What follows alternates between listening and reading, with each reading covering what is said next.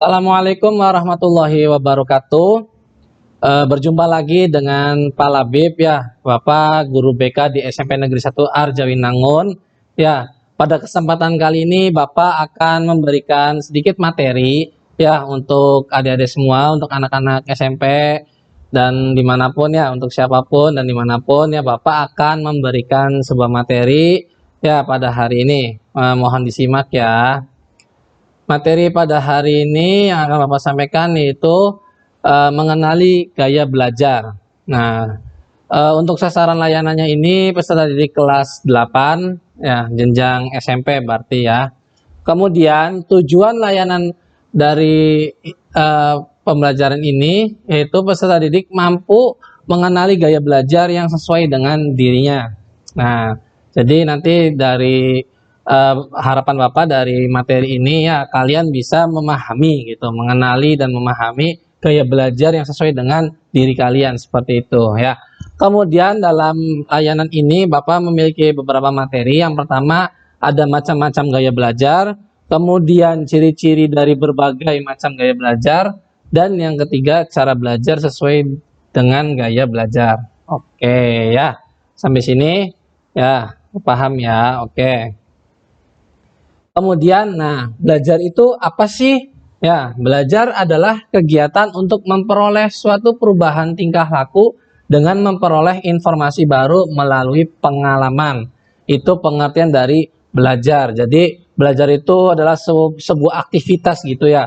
Aktivitas di mana yang tadinya tidak bisa menjadi bisa, yang tadinya belum mengerti jadi mengerti ya, yang tadinya belum memahami misalkan ya di pelajaran matematika belum mengerti apa itu aljabar, ketika dipelajari atau belajar ya akhirnya itu kalian bisa gitu, atau kalian minimal mengetahui oh ternyata aljabar itu seperti itu. Kemudian ya ada di mata pelajaran yang lainnya juga sama ya, yang tadinya belum tahu menjadi tahu gitu. Dan melalui pengalaman juga ya, pengalaman dalam arti berarti eh, kalian misalkan mendapatkan tugas atau mengerjakan tugas dari guru, itu berarti kan sebuah pengalaman gitu. Nah, jadi belajar juga ya itu diperoleh dari pengalaman seperti itu ya. Oke. Nah, sekarang bagaimana sih kamu belajar? Nah, coba Bapak ingin kalian ya yang menyaksikan video ini menggali atau mengetahui diri sendiri gitu. Kalian itu belajarnya seperti apa sih gitu loh ya. Belajar kalian itu seperti apa dan bagaimana? Ya, coba hanya kalian yang tahu karena kan kalian hanya menonton tayangan ini gitu ya. Kalian jawab pribadi kalian masing-masing. Ya, bagaimana kamu belajar? Oke. Nah, proses belajar itu berarti yang pertama menyerap informasi, ya, dan yang kedua mengatur dan mengolah informasi di otak. Nah, Bapak jelaskan dulu yang pertama ya. Nah, yang dimaksud menyerap informasi itu berarti ketika kalian mendapatkan informasi atau ilmu pengetahuan itu ya belajar itu kalian tuh menyerap gitu loh, mengambil atau memperhatikan, ya, memperhatikan dan bisa di apa ya istilahnya untuk diingat gitu loh, untuk diingat-ingat atau untuk dicatat seperti itu. Dan setelah kalian menyerap informasi tersebut atau menerima informasi tersebut ya, nanti di otak kalian itu diolah gitu loh dari apa yang kalian serap tadi, informasi tadi, ilmu, pengetahuan itu kalian di dalam otak kalian itu pasti akan diolah gitu. Diolahnya itu ya harapannya kalian bisa apa namanya ya, berarti bisa memproses gitu loh. Ya, tidak hanya sekedar memahami, apa tidak sekedar melihat, tapi dipahami seperti itu. Nah, kemudian gaya belajar adalah cara menyerap, mengatur dan mengolah informasi yang kamu terima dari guru. Nah, dari proses belajar itu menuju ke gaya belajar. Jadi ketika kalian berproses itu ada cara-caranya. Nah, cara menyerapnya itulah yang akan Bapak bahas pada materi hari ini ya, materi kali ini seperti itu. Mohon disimak ya. Oke.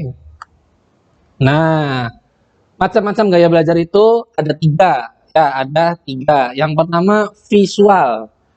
Visual itu belajar dengan cara melihat. Nah, berarti belajarnya itu dengan berfokus atau dominan menggunakan mata seperti itu, harus melihat ya. Maksudnya seperti itu, visual itu.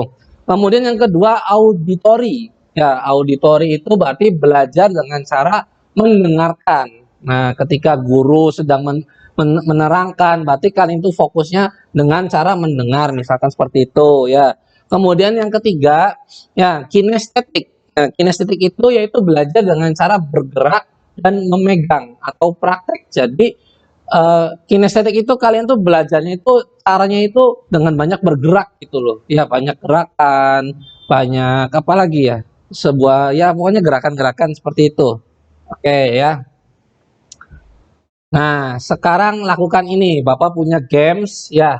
Bapak punya permainan, silahkan kalian perhatikan nih. Siap-siap ya. Sebutkan warna apa yang ada pada tulisan ini. Lakukan dengan cepat. Oke? Siap ya. Satu, dua, tiga.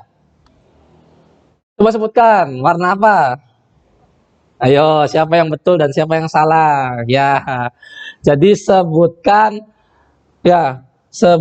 warna yang ada di tulisannya, bukan tulisannya yang dibaca, warnanya. Ya, berarti ini warna merah seperti itu. Siap? Satu, dua, tiga. Iya, ada yang benar jawabnya, ada juga yang salah. Ya, harus lebih fokus lagi. Ya, siap? Satu, dua, tiga. Ayo, ini warna apa ya kira-kira ya? Ayo, ya. Oke, ada yang betul dan ada yang kurang betul juga, nggak apa-apa. Namanya juga permainan. Oke, masih ada lagi? Ya, ini warna apa ini? Oke, bagus ya. Yang jawab betul, alhamdulillah. Yang jawab kurang betul, ya nggak apa-apa. Oke, ya. Oh, masih ada satu lagi. Warna apa ini? Iya. Oke, ya bagus, ya bagus. Oke.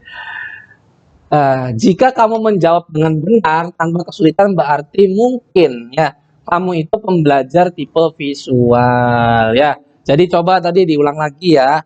Kalian menjawab pertanyaan atau mengikuti permainan dari Pak Lab tadi ya, ada berapa yang betulnya. Nah, kalau misalkan kalian jawabnya betul semua berarti kemungkinan kalian itu ya, menggunakan apa memiliki gaya belajarnya visual seperti itu ya. Oke. Lanjut ya. Mm-mm. Nah, ini ciri-ciri orang yang punya gaya belajar visual. Ya, Bapak jelaskan satu persatu ya. Perhatikan.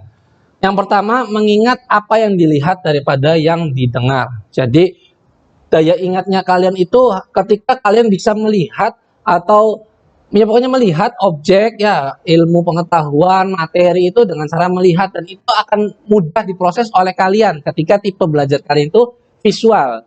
Seperti itu daripada yang didengar. Jadi ketika ada guru menerangkan, mungkin kalian tuh lebih sering memperhatikan tulisan-tulisan yang ada di papan tulisnya oleh guru gitu seperti itu ya. Ini maaf Bapak berkeringat nih ya. Oke. Kemudian yang kedua, ciri-ciri orang yang punya gaya belajar visual itu tidak pandai memilih kata-kata dalam bicara. Nah, maksudnya gimana? Berarti tidak pandai merangkai kata-kata seperti itu ya. Tapi dalam hal ini dalam berbicaranya gitu ya. Jadi mungkin ada sedikit apa ya istilahnya ya kesulitan misalkan untuk memilih kata-kata yang seharusnya benar gimana atau yang baku misalkan terbiasa menggunakan bahasa Jawa di rumah atau bahasa apalah yang maunya selain bahasa Indonesia misalkan gitu sehingga ketika diajak ngobrol oleh orang yang terbiasa bahasa Indonesia agak kesulitan mungkin seperti itu ya. Kemudian yang ketiga tidak terganggu dengan keributan. Nah, jadi ketika kalian belajar walaupun di sekeliling kalian itu ya ada rame-rame, ada ribut-ribut apa gitu, tapi kalian tetap fokus gitu belajarnya tidak terganggu sama sekali. Ya, kalau kalian tipe belajarnya visual ya seperti itu. Oke. Kemudian ciri yang berikutnya sulit mengingat instruksi atau perintah dalam bahasa lisan. Nah, berarti kalian ini ya itu ketika diperintahkan atau disuruh pasti kalian tuh akan sulit mengingatnya gitu. Kecuali kalau perintahnya ditulis ya atau disampaikan dengan tulisan seperti itu dengan gambar misalkan. Tapi kalau dengan ucapan sering lupa atau sering tidak memahami atau sering ya pokoknya tidak bisa mengingat seperti itu ya. Oke. Kemudian ciri yang selanjutnya itu pembaca cepat dan tekun. Ya, jadi ketika baca buku Ya, udah berapa menit, 1 menit, 2 menit udah langsung pindah halaman lagi ya, pindah halaman lagi. Nah itu kalau kalian ketika membaca buku seperti itu berarti tandanya kalian itu ya ciri gaya belajarnya visual. Kemudian ciri berikutnya lebih suka baca sendiri daripada dibacakan. Nah, jadi ketika misalkan itu seperti guru memberikan contoh atau menceritakan buku cerita, kamu atau kalian itu lebih seneng itu baca sendiri aja gitu daripada mendengarkan dibacakan ceritanya seperti itu. Ya.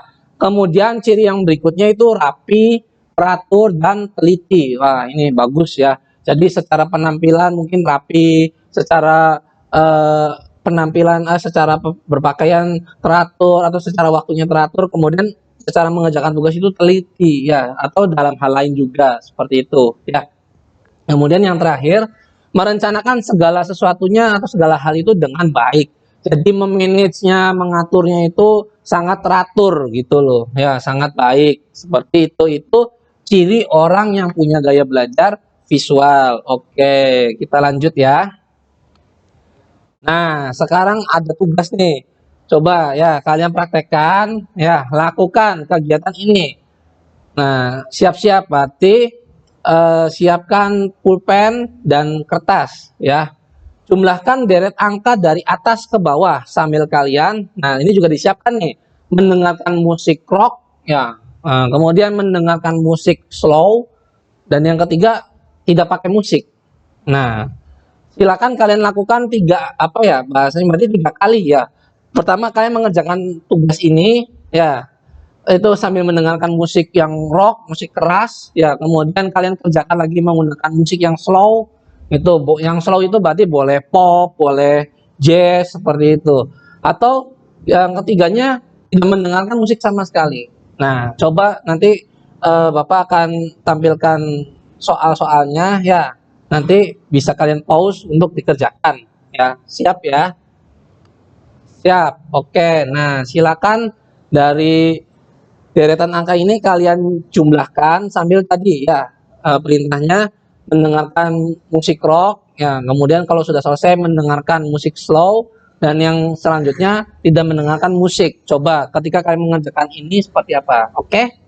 Ya, nanti bisa di-pause ini ya biar bisa mengerjakannya di rumah atau ya.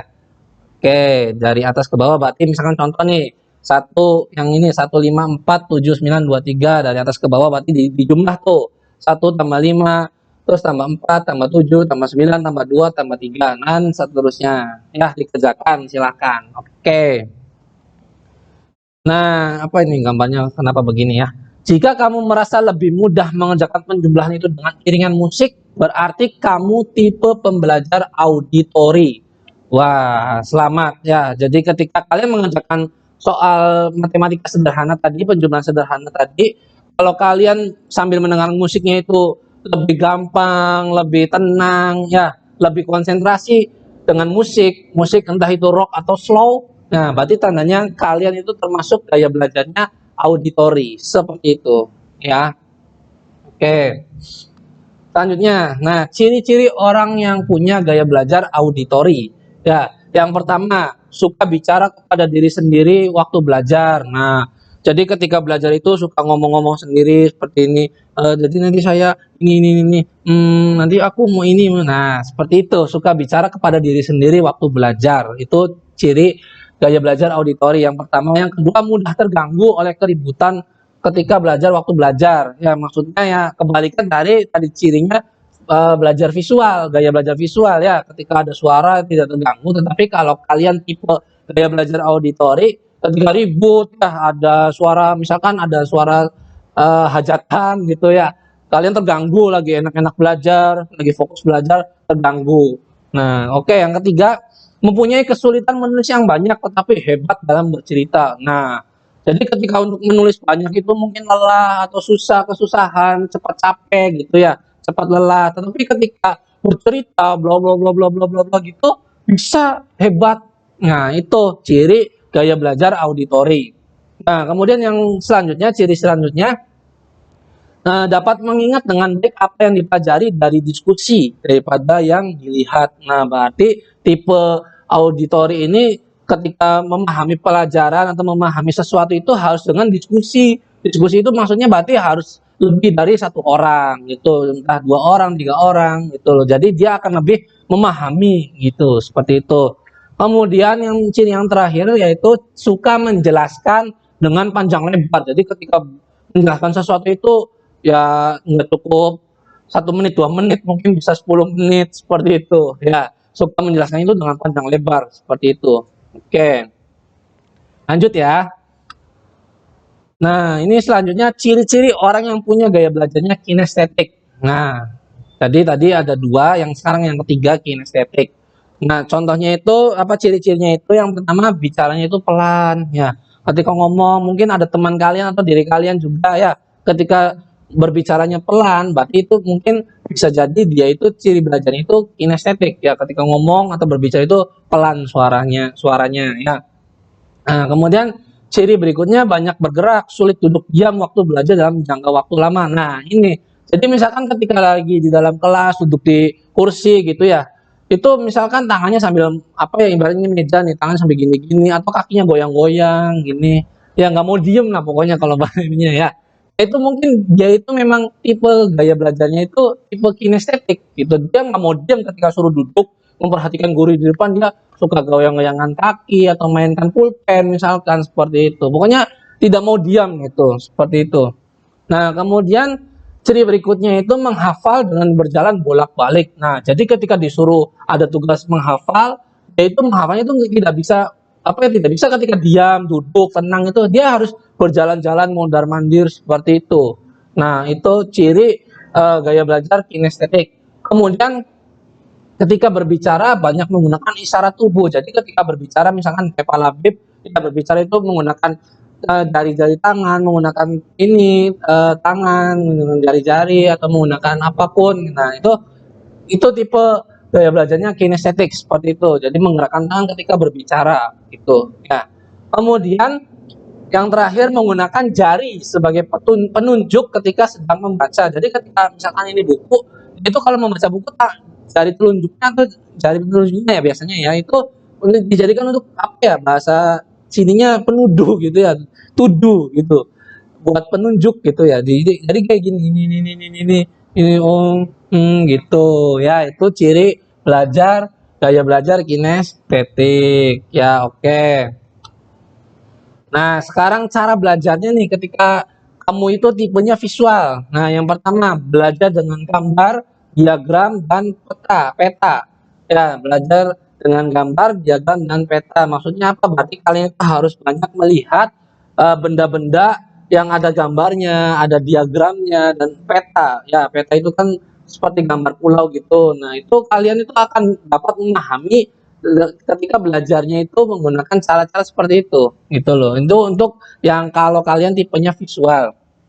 Oke, kemudian yang kedua membuat coretan, simbol, tanda-tanda penting. Nah, biasanya di buku catatan, di buku LKS itu misalkan kalau menurut kalian penting biasanya di stabilo. Maaf menyebutkan merek ya. Di apa ya bahasanya di bahasa ini di highlight gitu.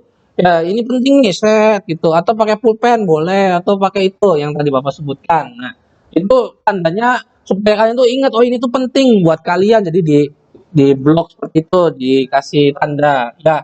Kemudian gunakan video gambar-gambar berwarna. Nah, jadi ketika belajar itu kalian ya, bisa melihat melalui video dan gambar-gambar yang cerah gitu berwarna. Kemudian membuat pengelompokan. Jadi membuat pengelompokan ini ya kalian itu bisa mengelompokkan mana dulu tugas yang harus saya kerjakan seperti itu ya. Oke, terorganisir. Nah, kemudian cara belajar jika kamu tipe auditory. Nah, yang pertama membaca dengan suara atau bercerita. Jadi maksudnya ketika membaca buku itu kalian sambil ada suaranya gitu. Pada suatu hari ini. Nah, itu jadi ada ngomongnya, ada suaranya seperti itu. Kemudian yang kedua menulis ulang yang dipelajari atau membuat ringkasan. Jadi ketika misalkan guru menerangkan, kalian itu mungkin tipenya auditori itu kalau bisa ditulis ulang lagi ya supaya tidak lupa seperti itu supaya mudah diingat atau membuat ringkasan itu berarti rangkuman gitu rangkuman materi gitu yang poin-poin pentingnya saja dicatat seperti itu. Kemudian cara belajar yang ketiga itu dengan diskusi dan wawancara. Nah, itu bisa dengan teman, bisa dengan kakak kelas, atau mungkin dengan kakak sendiri di rumah gitu. Dan wawancara misalnya bisa nanya-nanya ke saudara, ke kakak kelas ya itu tadi ya, seperti itu. Kemudian selanjutnya mendengar melalui kaset, video atau YouTube. Ya, maksudnya kaset itu yang zaman dulu ya, tip gitu tuh, pakai tip ya. Itu atau mendengarkan di radio gitu. Nah, atau menonton video di YouTube seperti itu. Ya. Itu kalau tipe kalian auditori.